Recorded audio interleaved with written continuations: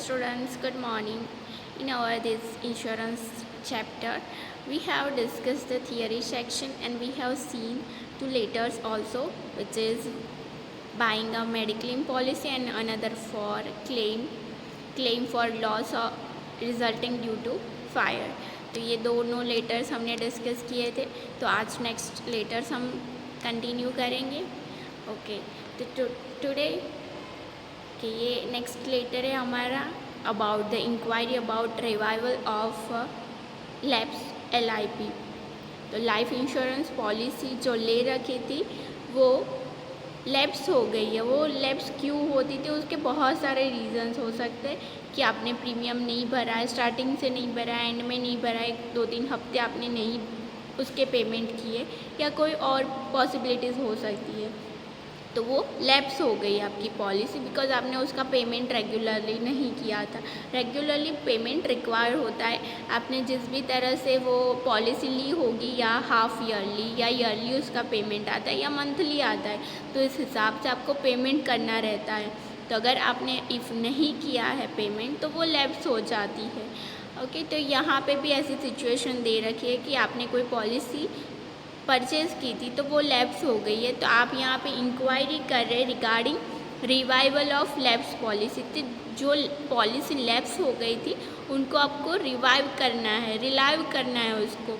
तो उसके रिगार्डिंग ये लेटर लिखा गया है. ओके, तो डिस्कस करते हैं. Here this letter is about enquiry about revival of lapse life insurance policy. और ये पॉलिसी किसके नेम पे है? Haji Usman Ghani Keriwala has realized that he has forgotten to pay premiums of the life insurance policy he purchased earlier. Write his letter of inquiry for the revival of the same. तो यहाँ पे situation क्या दी है कि उसने payment नहीं किया है, प्रीमियम जो होता है उसका पेमेंट नहीं किया है, वो भूल गया था पेमेंट करना. दैट्स वाई ये पॉलिसी लैप्स हो गई थी. तो उसको रिवाइव करने के लिए लेटर लिखना है हमें. ओके, तो लेटर सेंड करें, उसकी डिटेल भी यहाँ पे हम मेंशन करते हैं. तो हमें ऑलरेडी पता है कि यहाँ पे पर्सन का नेम क्या है, तो वो भी हम यहाँ पे मेंशन करेंगे. देन उसका address, then pin code number, and then date.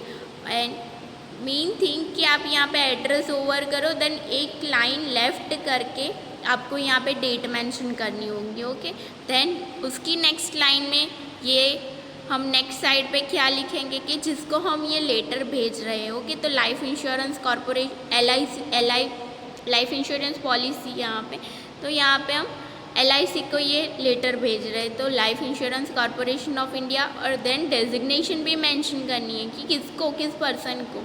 तो द मैनेजर, देन उसकी एड्रेस, एंड देन हमारा सैल्यूटेशन. तो यहाँ पे जनाब लिखा गया है, आप डियर सर भी मेंशन कर सकती हो.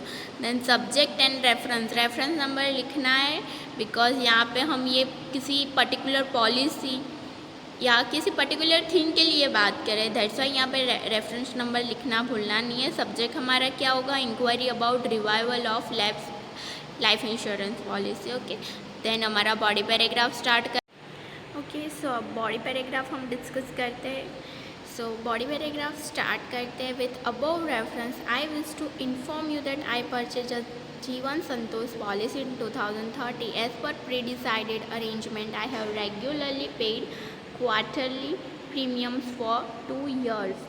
यहाँ पे ये जो हाजी मोहम्मद है, उन्होंने ये जो पॉलिसी परचेज़ की थी उसका पेमेंट वो क्वार्टरली करते थे और रेगुलर उसका पेमेंट करते थे 2 year तक. ओके, तो यहाँ पे ये जो प्रॉब्लम हुई होगी वो 2 year के बाद ही हुई होगी कि वो भूल गए होंगे पेमेंट करना.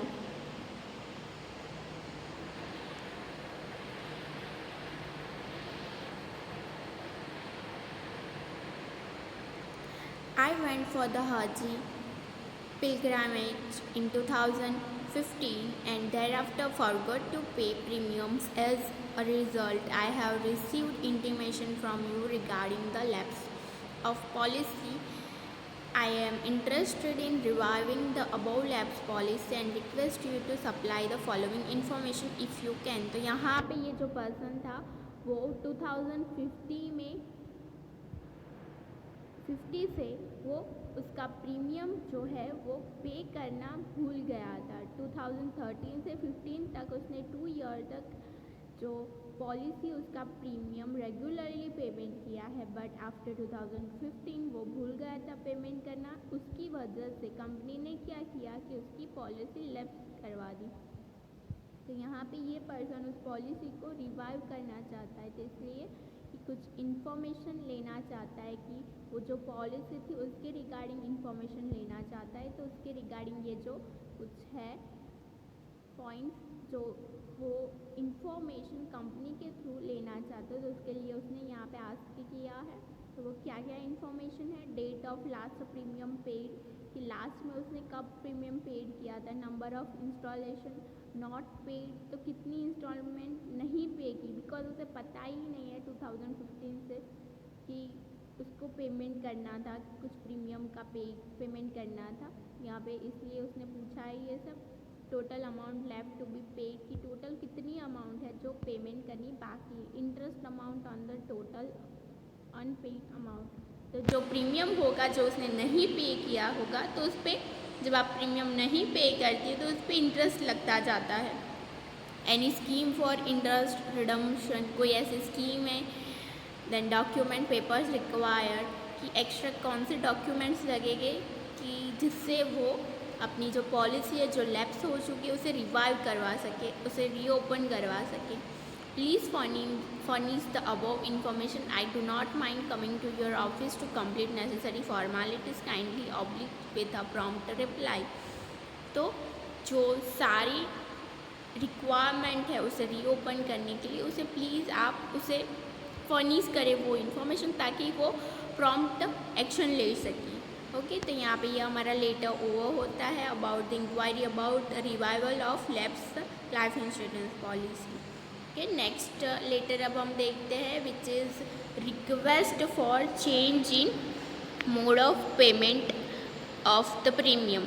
तो जो प्रीमियम होता है तो वो डिसाइडेड होता है जब आप एग्रीमेंट करते हो, कॉन्ट्रैक्ट करते हो, कोई इंश्योरेंस पॉलिसी परचेज करते हो, तो उसका पेमेंट जो होता है वो रेगुलरली आप एक डिसाइडेड अमाउंट होती है उस वे में ही करते हो।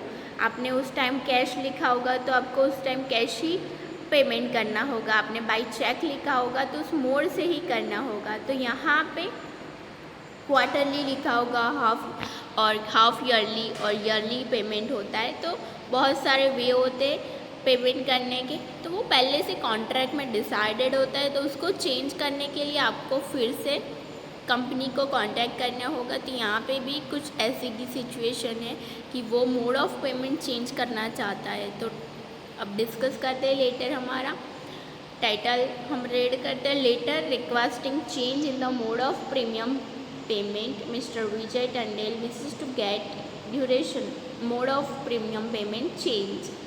तो उसका जो ड्यूरेशन यहाँ पे मेंशन किया है, ड्यूरेशन उसे चेंज करना है। तो मतलब हम समझ सकते हैं कि ईयरली होगा तो वो हाफ ईयरली चाहता है, हाफ ईयरली है तो उसे चेंज करके क्वार्टरली चाहता है, तो उसका ड्यूरेशन चेंज करना चाहता है। Write his letter of request to insurance company, तो कंपनी को हमें रिक्वेस्ट करना है कि हमारा मोड ऑफ पेमेंट चेंज कर सके।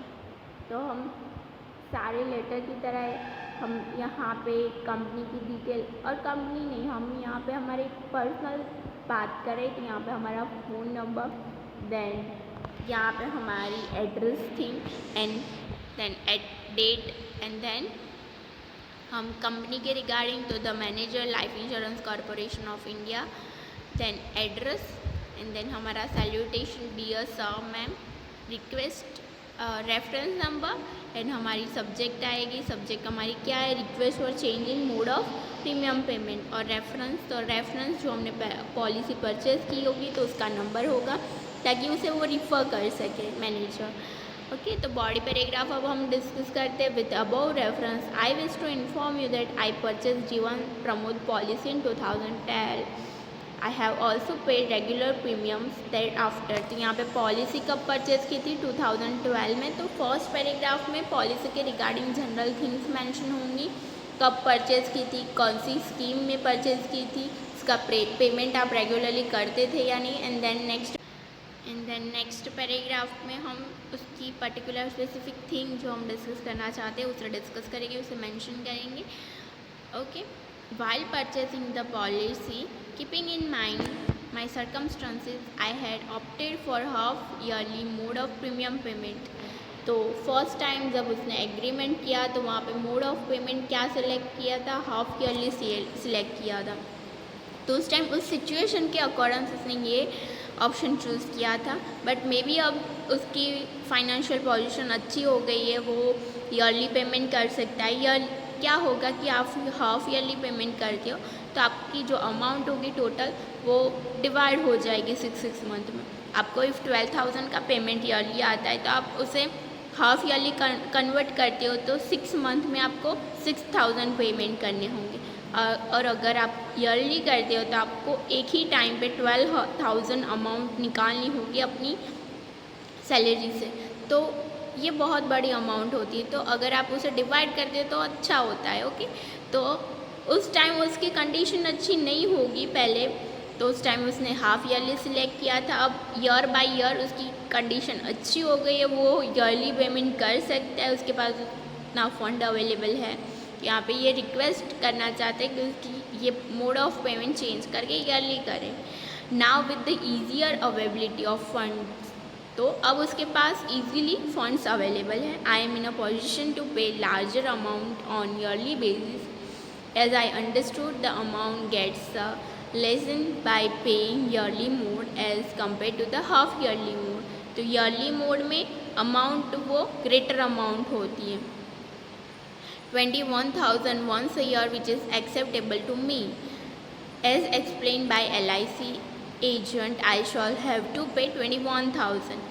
तो LIC एजेंट ने एक्सप्लेन किया था कि आप ईयरली पेमेंट करोगे तो आपको इतनी अमाउंट का पेमेंट करना होगा, तो वो उससे एक्सेप्टेबल है. If the change I wish is possible, kindly do it instantly. अगर ये चेंज पॉसिबल है और कंपनी कर सकती है तो उसे जल्दी से जल्दी किया जाए. I shall come to your office to complete necessary formalities. If need be I expect a prompt reply from you. Okay. यहाँ पे ये लेटर हमारा ओवर होता है जहाँ पे मोड ऑफ पेमेंट चेंज करके ईयरली किया है. आप यहाँ पे ये भी एग्जांपल ले सकते हो कि आप क्वार्टरली जो पेमेंट था वो क्वार्टरली चेंज करके हाफ ईयरली कर सकते हो. तो ऐसे एग्जांपल्स हम ले सकते हैं. ओके. सो आज हमने डिस्कस किया request for change in mode of payment. Then next enquiry about revival of lapse LIC policy.